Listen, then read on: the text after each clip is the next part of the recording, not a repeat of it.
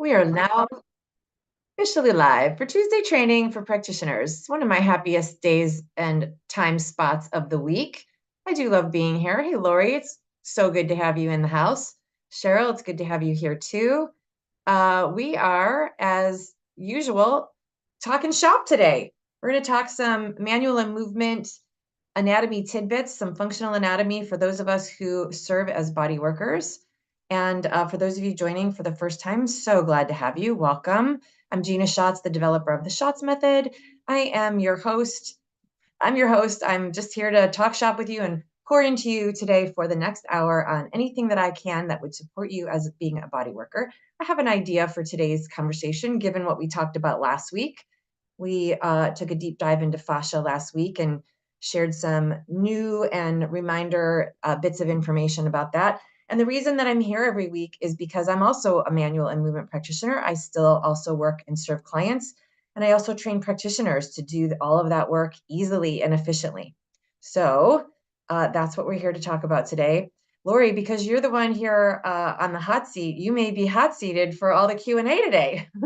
Oh, I think I know Cheryl's back there somewhere. I can see her. She is, and we usually do have some folks coming in late as well. Yeah. For those of you who are here and not able to come on camera, there I she knew is. Cheryl was there. I'm like, she's back there. For those of you who are not able to come on camera, we totally get it. You can use the chat to communicate. You can also come off mute and chime in that way. And if you're watching on the replay, feel free to leave any of your questions in the comment section, and I will happily answer all of them for you. I think we've got today's question or content. I think we've got it. And what I want to do is continue what we talked about last week, but add new dimension to it, meaning connective tissue. And then what do we do about that? What does that mean? Why do we even need to know it?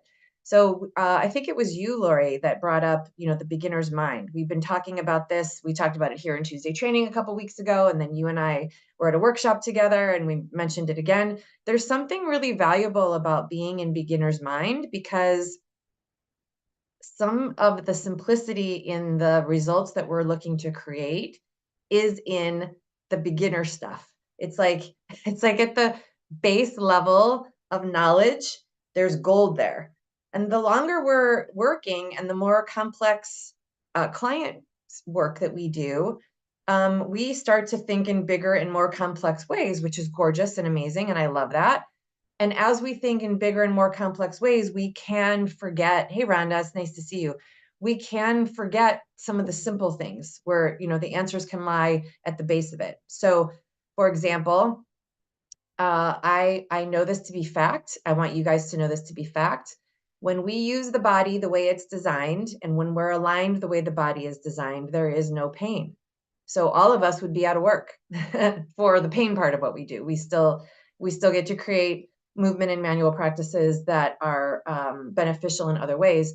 But as far as the pain getting in the way of the movement and manual work that we do, there would be no pain if everybody was aligned the way we're designed and if everybody was using their body the way it was designed. That in itself is a pretty baseline idea. It's like anatomy 101, just how it's designed. But the longer we spend correcting pain patterns and complex pain patterns and pathologies and changes that have gone on in someone's body from injuries or surgeries or what have you, the more complex we train ourselves to think and solve, the further away we get from the basics.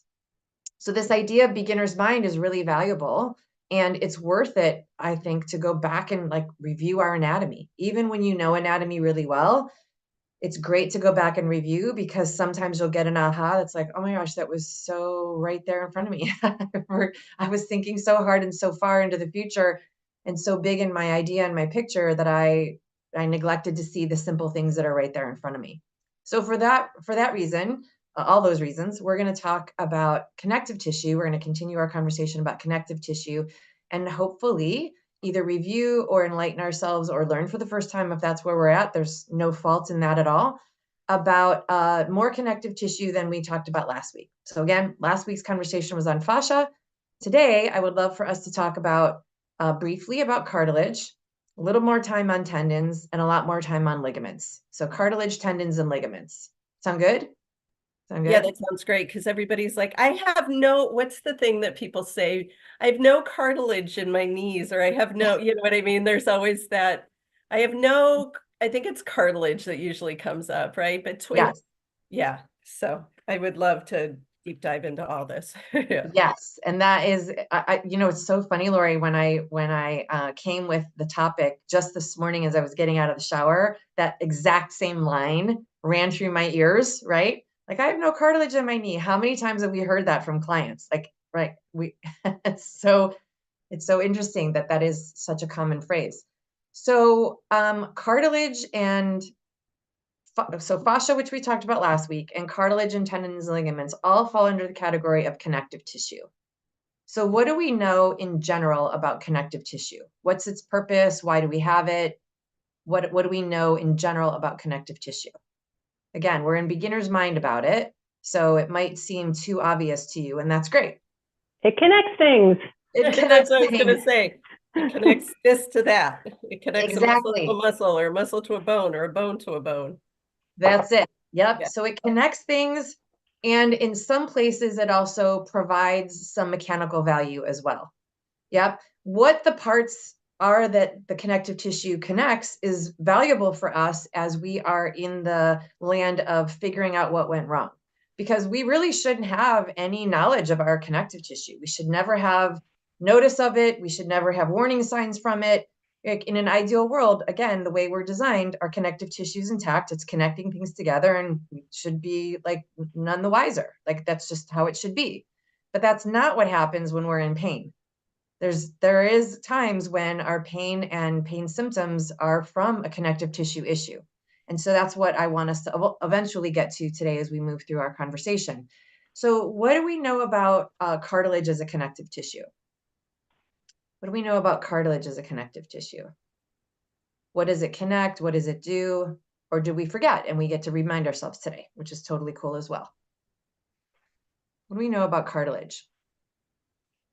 Hey, Len, I'm glad that you're here too. Feel free to come in on camera if you're able to, or participate using the chat, or come off mic or come off mute if you want to weigh in. What do we know about cartilage?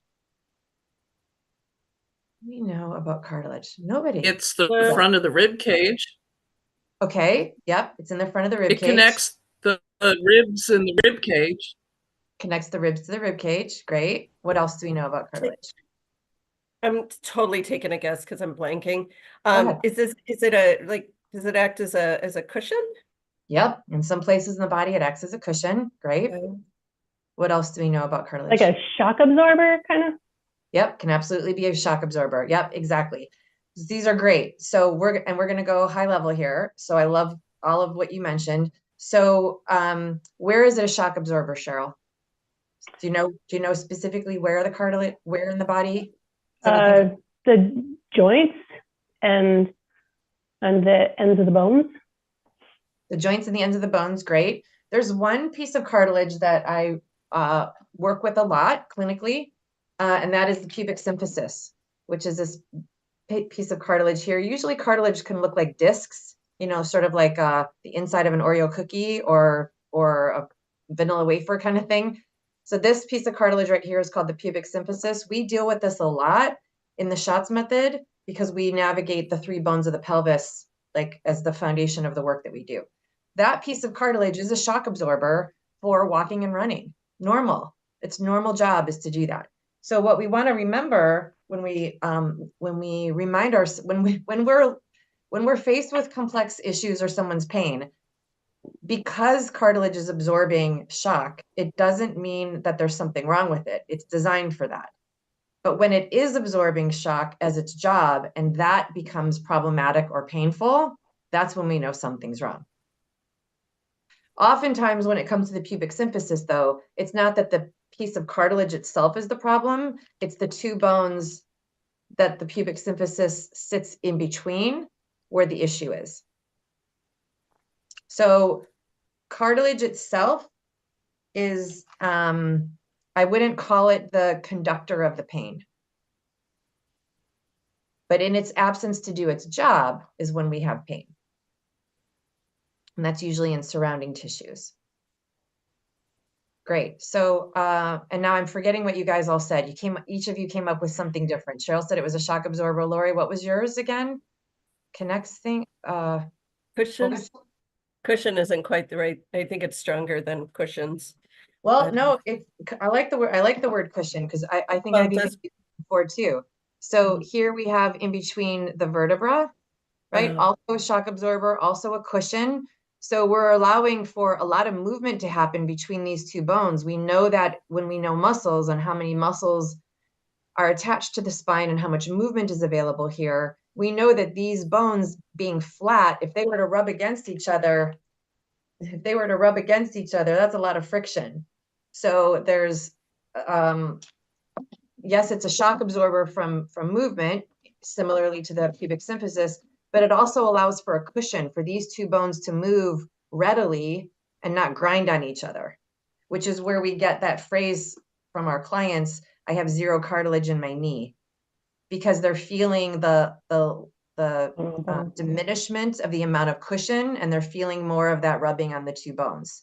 It is very rare though, I'm telling you guys, it is very rare in the body for two bones to actually be touching each other. In fact, I don't know that it is possible.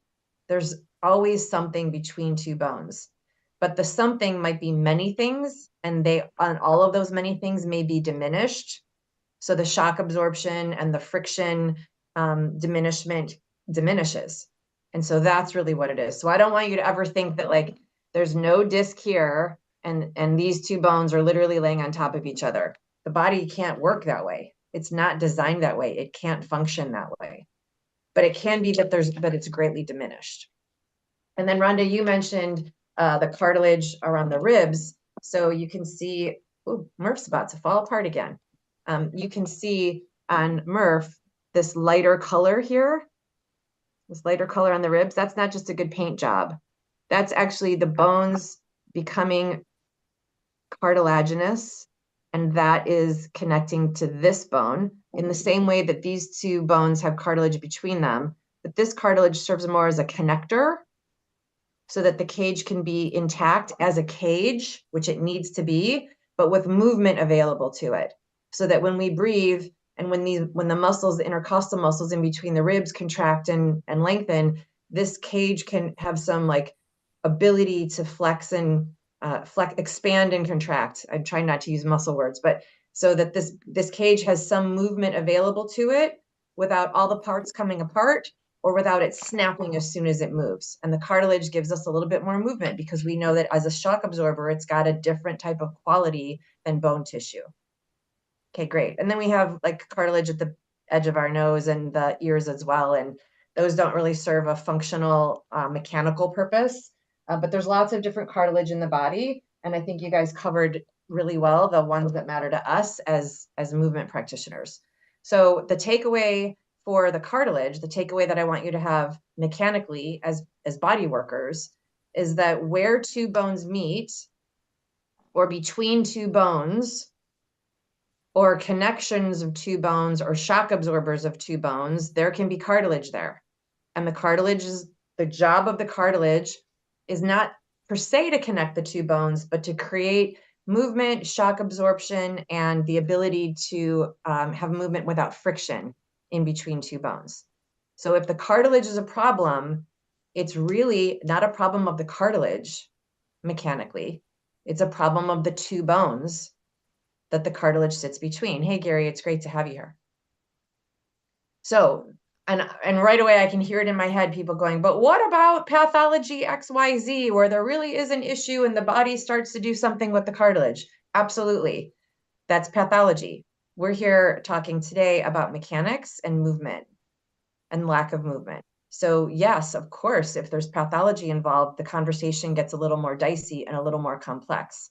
And that's what we said at the beginning of our talk today. We can really get into the weeds when we're starting to figure out what the issue is.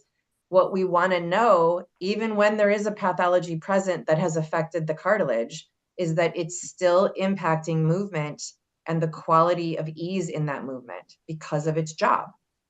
So it's not the pathology that's necessarily the focal point for us. It's that in the absence of the cartilage, movement's impaired. And when movement's impaired, it can also affect the cartilage. Goes both ways. Okay.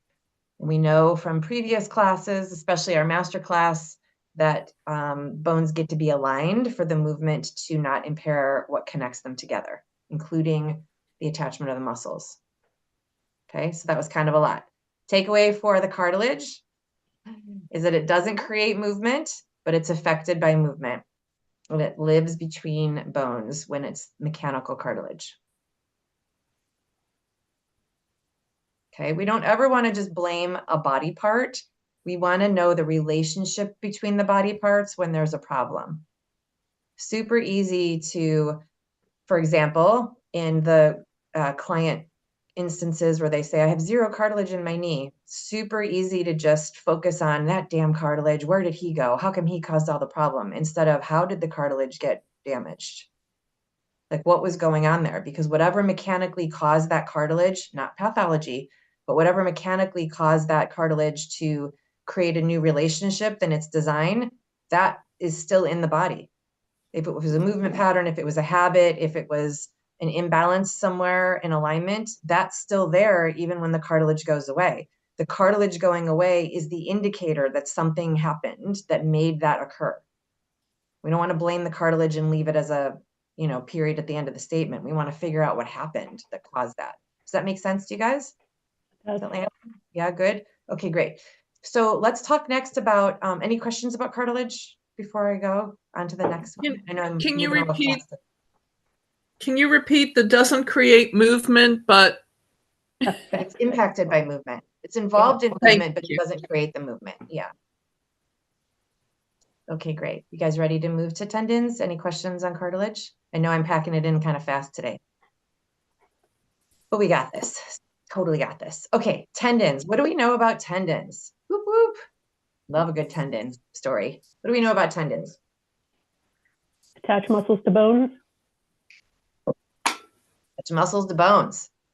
What else do we know about tendons? Awesome.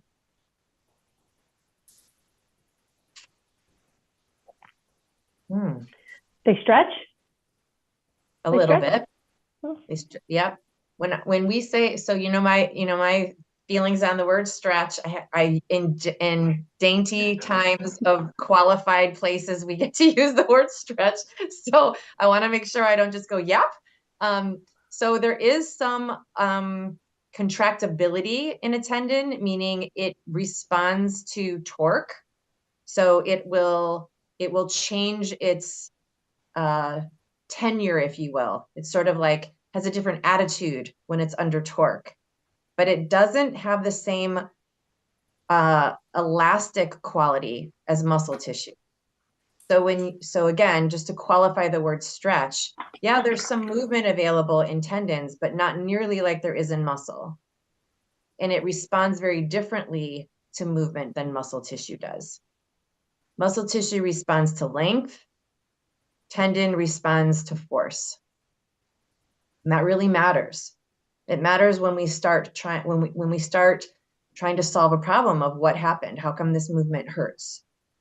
Or how come there's something going on here? There's different qualities in tissues in the body. And as we start to become really familiar with what they are, we can sort of sense them. Right. So, and those of you who are manual practitioners, you know that palpation skills take time, but then as soon as you have really honed your palpation skills, you can tell when something yielded just under your thumb with very little pressure from you. You can start to feel the change in the tissues.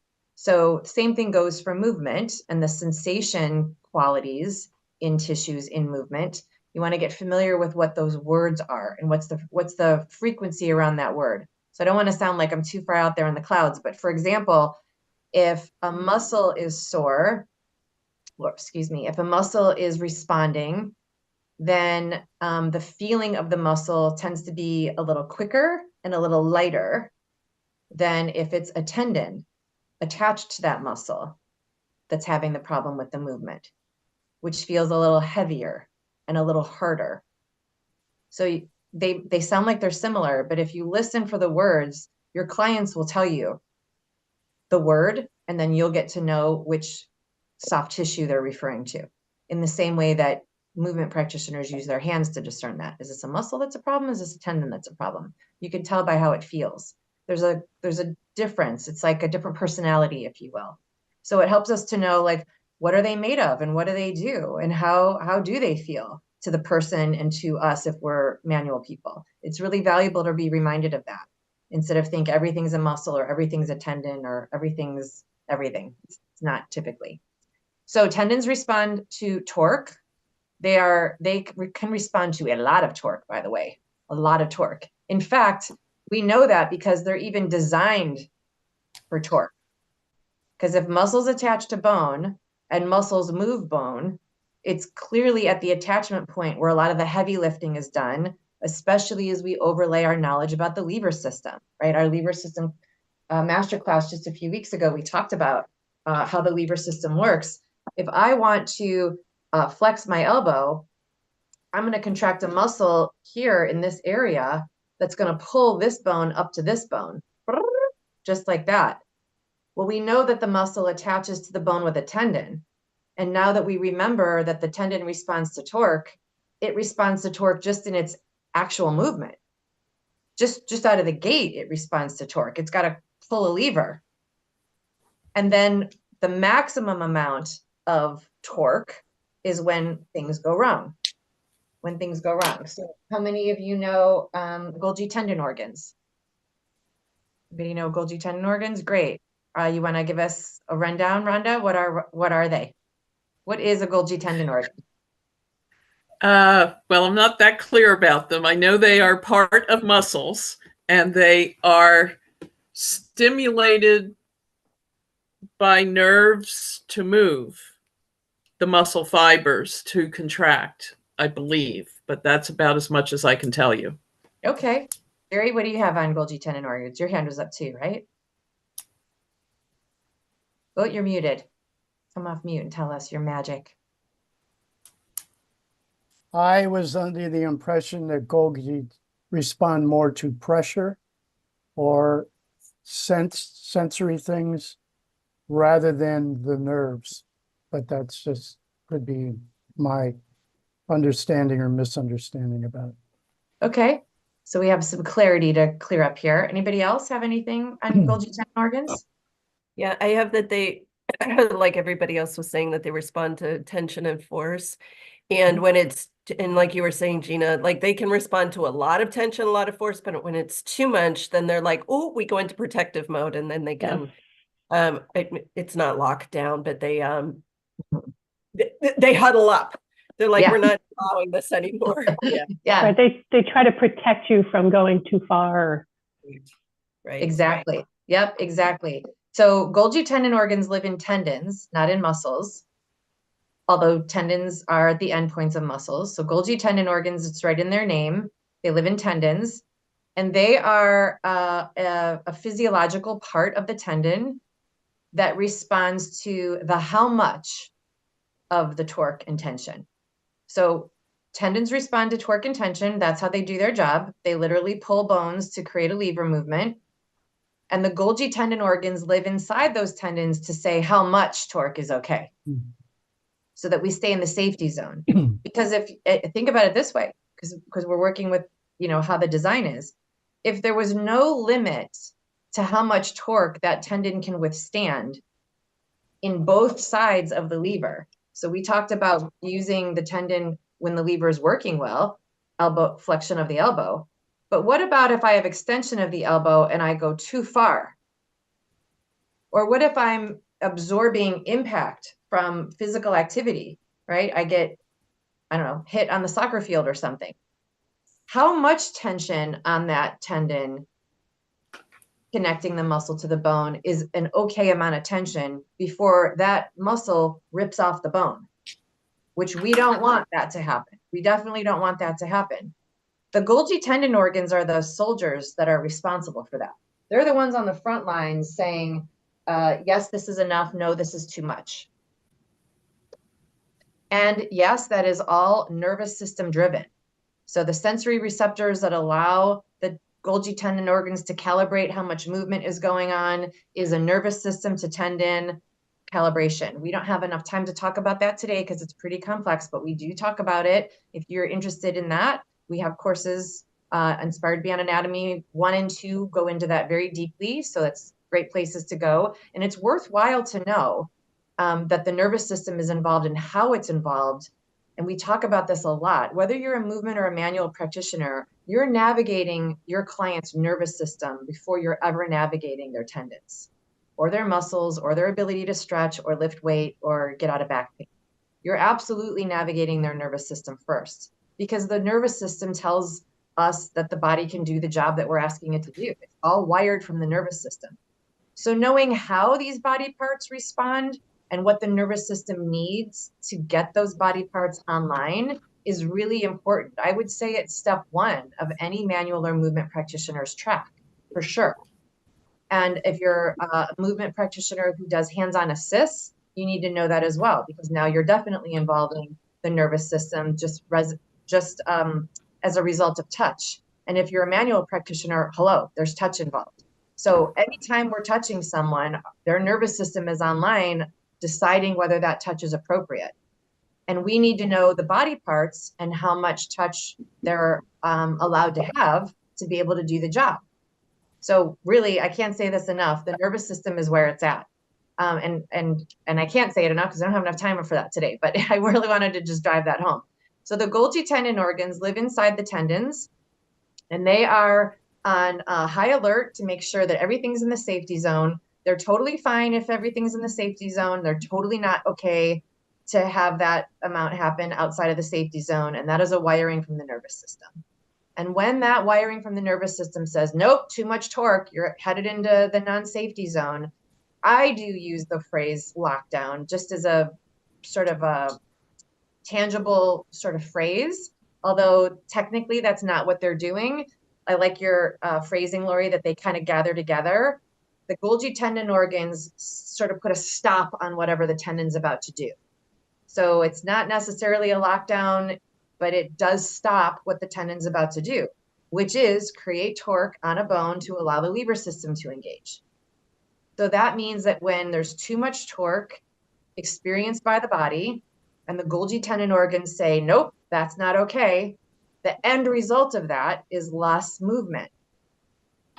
Because the Golgi tendon organs have said, nope, no movement here, because they're still responding to the torque that was too much. So when we get clients that are like, nope, not happening from the Golgi tendon organs, we get to figure out why is there less movement and why is movement so painful? Is it a muscle strain? Is it a Golgi tendon organ lockdown? Is it lack of cartilage? Is it because their bones aren't aligned? These are lots of really common baseline reasons why movement can be impeded. We got to know. Can you imagine if it was a Golgi tendon and we thought it was a muscle and we started stretching? The Golgi tendon organs would be like, stop putting torque on me, knock it off. I don't like that. And you'd feel like, gosh, I don't know how to fix this problem. But you do. You're just focused on the wrong tissue, focused on muscle when we want to be on tendon and vice versa, right? Or we could be thinking that it's tendon related and go for the result that we know actually targets Golgi tendon organs when really they're out of alignment. And here you are working your fanny off, trying to do this technique that gets rid of Golgi tendon organ response, but their bones aren't aligned and it's never going to freaking happen. Not today, right? We're wasting our time. And then we start thinking, oh my gosh, I'm not very good. I don't really know what I'm doing. And that's not true. So our confidence can really get eroded if we miss these baseline beginner mind anatomy concepts for sure. So is that resonating with you guys? You getting it? Okay. So what is the number one technique that we have? We all have it. What's the number one way to address Golgi tendon organ response? I've taught it for many moons. Anybody? Back off. Nope, never back off. Because Yeah. I mean, like you don't want to put more pressure or torque or anything on Golgi tendon organs. Is what I meant. Yep, I totally get it. And I love that. I love what you mean by that, because I hear this a lot from practitioners who are really thoughtful about pain and working with injuries, that we don't want to do more harm. And that is noble. That is absolutely. And if you don't know what to do, don't. And we know that if we leave the Golgi tendon organs in high alert, that's not their design. So we haven't helped. We haven't hurt more, and that's good, but we haven't helped. So we got to find like, what's the tool, and find our courage to use that tool, because we know that Golgi tendon organs in lockdown is not their natural state. That's for emergency purposes only. So we haven't helped if we just bypass this part of the body and go work over here instead. We've kept their tendons, in my phrasing, in a lockdown state, which prevents full use of the muscle. And that is not how we're designed. Not using the muscle fully and having full joint action is also pain related. When we don't use our body the way it's designed, there's pain. We said that at the beginning. I say it at the beginning probably every time. So I love that it's for safety reasons, Cheryl, and that's also that's not the solution. It's a step to not cause more harm, but it's not the solution. Anybody know the tool that we have that solves the Golgi tendon organ response? The PNF? Engage the antagonist? That was my next thought.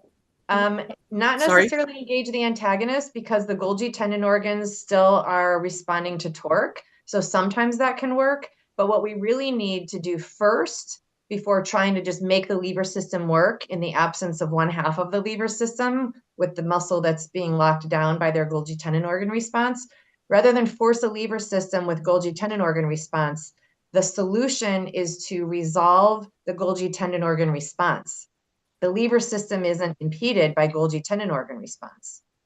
And solving the Golgi tendon organ response is through PNF, proprioceptive neuromuscular facilitation. If you guys don't have this tool in your toolbox, I cannot recommend it highly enough. We use it in our community, not only as a tool to address Golgi tendon organ response, but we also use it as a functional assist to get things out of the way when there's a problem. It's one of those tools. I didn't make it up. We don't even know how it's made. It's actually by definition a phenomenon. But there's an exact way to apply PNF. You can't tinker with it. Somebody else came up with the formula. The body came up with the formula, and someone else discovered it. Let's be real. You can't make it up. You can't tinker with it. You can't modify it. It works when it works. It's super fast, and you can use it on every single muscle in the body, because every single muscle has a tendon that attaches it to a bone.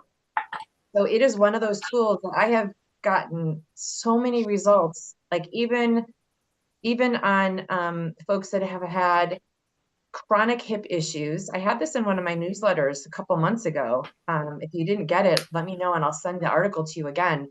There's pictures that go with it. This person had chronic back pain, chronic torso pain, chronic this, chronic that. They were working with their Pilates instructor, trying to get the pain to go away. It wasn't happening. And in 2 sessions with me, and I'm not bragging about that, I'm just saying I got to identify that it really was tendons that were in the way. There were joint actions that weren't happening. And I used exactly what I'm sharing with you today to figure out, why isn't that joint action happening? Is it tendon? Is it cartilage? Is it muscle? The same questions I just asked you. And I realized the muscles were fine. It was the tendons that were locked. I did PNF on their big toe, and it changed everything in their pelvis and low back in one PNF, run through. So that tool, I'm telling you, has gotten so many results for me. You got to know how to figure all that out. But as soon as you do, then you've got it. If you don't have PNF in your toolbox, you need to have PNF in your toolbox. I hope that my show and tell convinces you of that. We have a masterclass on it. It doesn't take long to learn.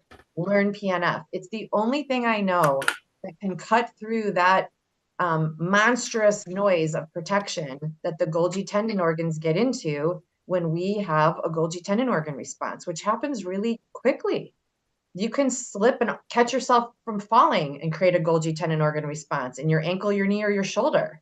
Well, now I got lever systems all over my freaking right side of my body that aren't working. You think I'm going to walk a mile with my dog and not have back pain at the end of that? Of course I am.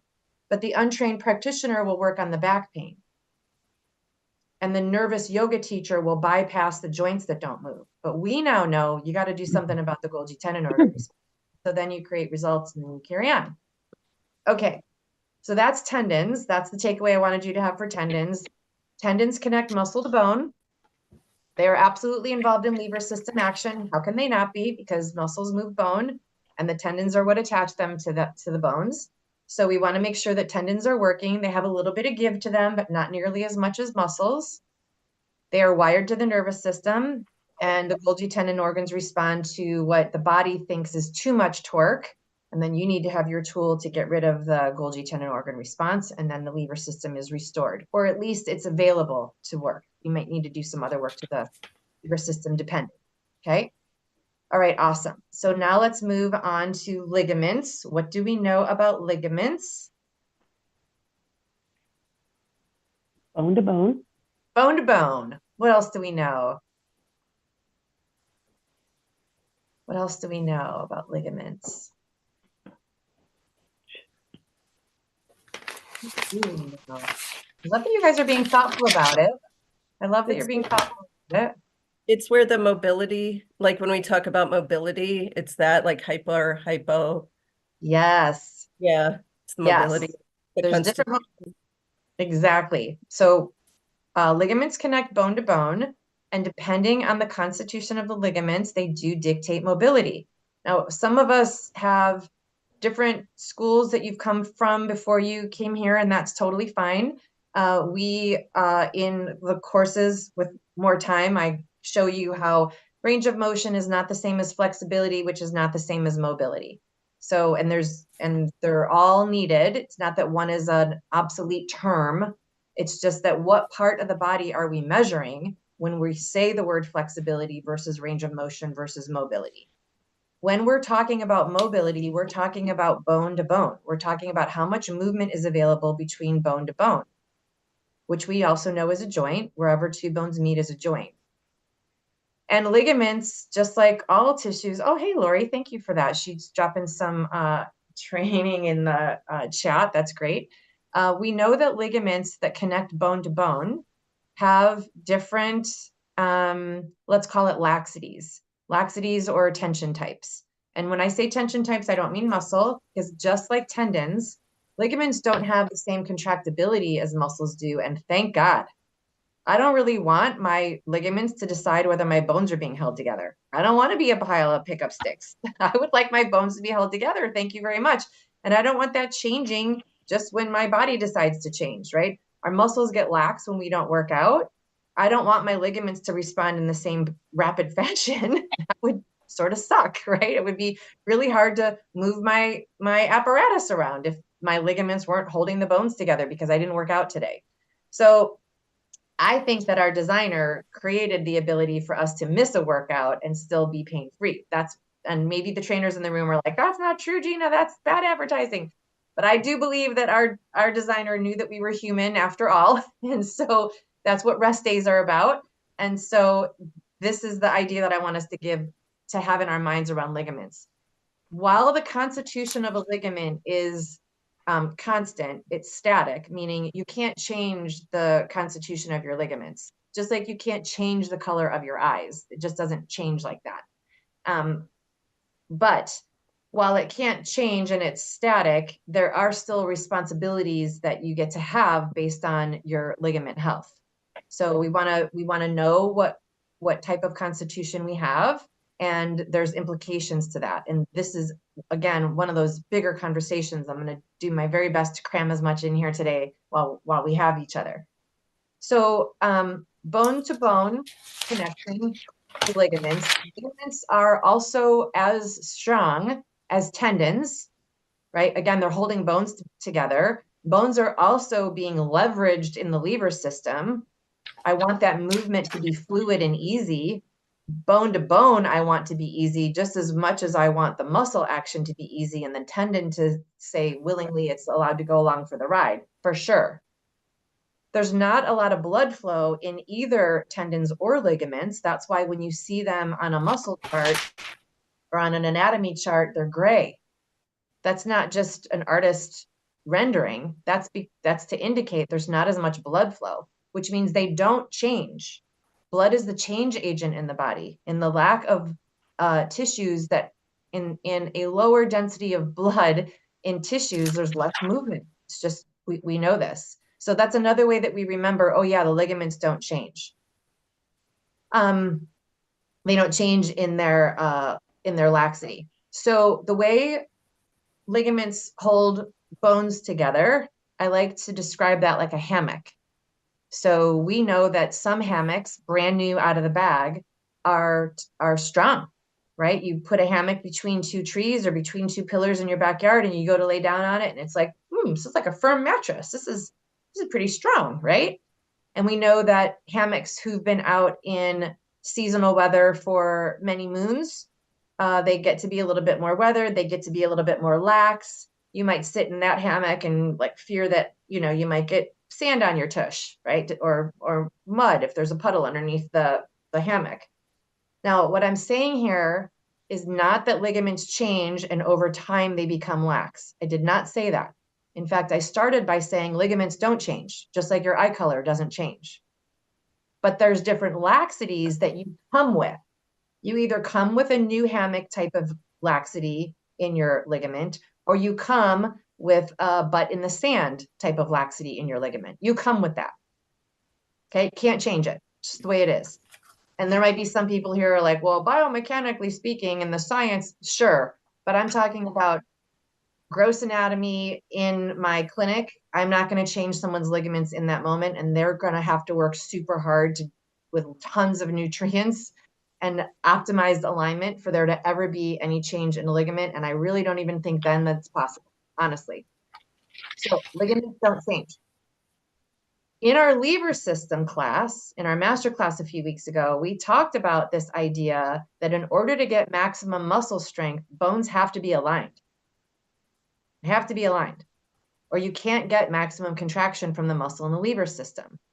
So if two bones are connected by ligaments, and the ligaments are kind of lax, that means that the connection between the bones has some movement available to it, which means that at any moment in time, in a snapshot, as I go to bear weight and create movement in this lever system, now the laxity of the ligaments are moving like this. I grab hold of the weight and the muscles and connective tissue engage, but here, now I'm technically out of alignment when I go to move that joint because of the laxity in the ligaments that allowed that to happen. That's a problem. It's a problem for lots of things. It creates a lot of problem in a lot of places. So there's a way to test mobility. Again, we don't have time to teach you how to do that today, but it's a pretty fast test. I walk folks through the mobility tests every time I see them if I can't tell out of the gate what type of mobility they are. The reason is because I need to know what's causing their pain. And again, if I have a joint that's not fully moving or causing someone discomfort, I need to know, is it the ligament and the laxity of the ligament that's the issue? Is it the tendon on Golgi tendon lockdown? Or is it the muscle and something going wrong there? Or is there some pathology underlying that in the joint itself? They're all different protocols. So I need to know that. So I use the mobility test over and over and over again so that I can at least discern if it's a ligament. And here's what I know. Based on mobility types, I get way more mileage out of testing mobility types and addressing a hypermobile constitution first than I do from going into the joint itself or making a muscle contract or releasing Golgi tendon organs. I get way more mileage first by addressing mobility types and the ligaments before any of the others. Why do you think that is? Why do you guys think that would be based on what we just talked about with all the connective tissue and joint action? Anything come to mind? Why would ligament give me, addressing ligaments and mobilities give me more mileage? You have something, Lori? Yeah, because it's alignment of the bones. It's alignment first. Bingo. Bingo, bingo, bingo. Alignment, strength, function. We taught a masterclass on that too. Two springs ago. It was our annual spring masterclass. When you follow that formula, alignment, strength, function, you get more bang for your buck and you resolve the problem every time, every time. So I work with ligaments first. Now, I started with fascia last week because fascia is super important head to toe. I'm not minimizing fascia whatsoever.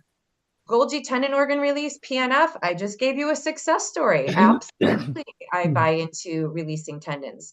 And most of the work that I do starts with addressing ligaments first for what we already talked about. Because in order for me to have no pain, I must be in alignment.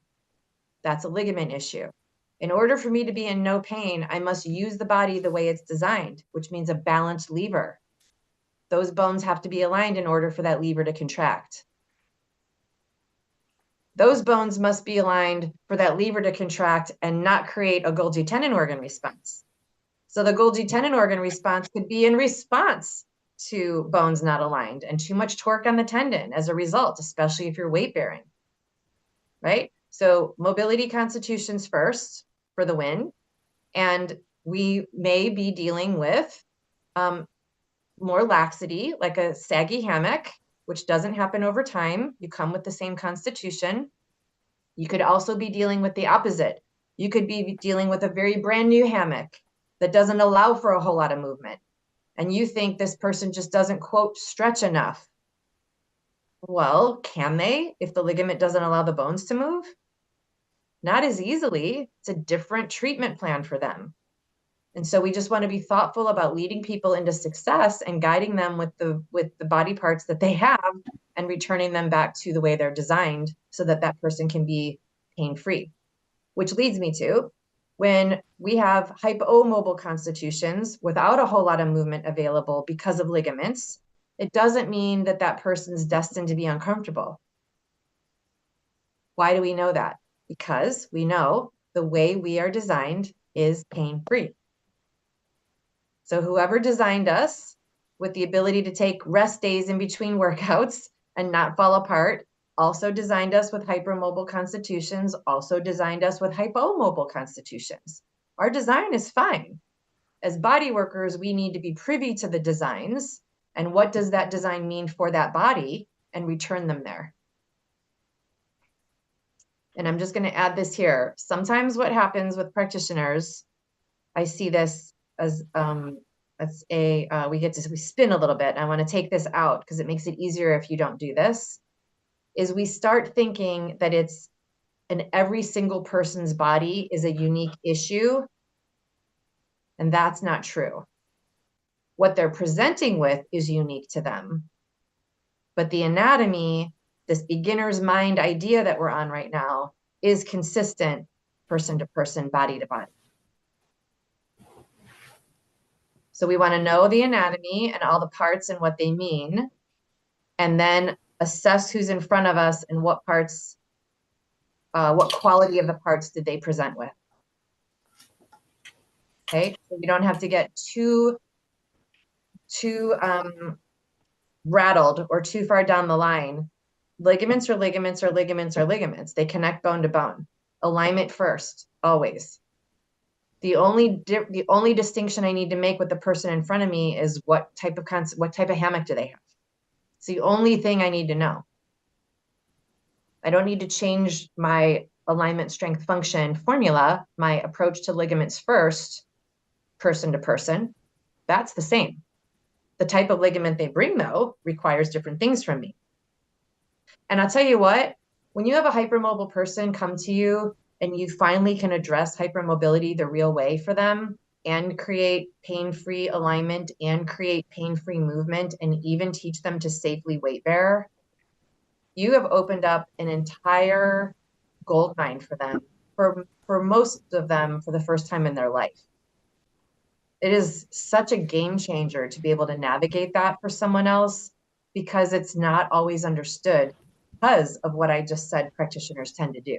They get too deep and too wired down the line and make it too complicated. So there's no solution for the people they work with. Go ahead, Gary. How often do you see this? The one extreme or the other? How often? I tend to attract hypermobile folks because I am. And so I think I've been, I think my antenna are up where folks are like, oh my gosh, she figured it out in her body. She can figure it out in mine. We tend to attract clients that know that we have the answer for them. For sure. And that's with all things, right? I also get folks with lots of pathology too, because I'm totally not intimidated by an MRI report. So I may get that more than another body worker receives that type of client, because we attract the clients that their subconscious knows we can serve them, right? So I don't know I don't know if you're asking like what's the general population ratio. Yeah. I couldn't tell you that for sure, Gary, because I know I attract the kind of clients I can serve, and I attract a lot of hypermobile clients, but it's not 100%. That's not my client base is not 100% hypermobile. And we wouldn't have a score, we wouldn't have a test about hypermobility if it wasn't something to consider. It would just be the norm of how we're designed, right? Did that answer your question? Yeah. There's probably no research on that, just in the general population. I mean, it might be in physical therapy researchers or something. I was just curious.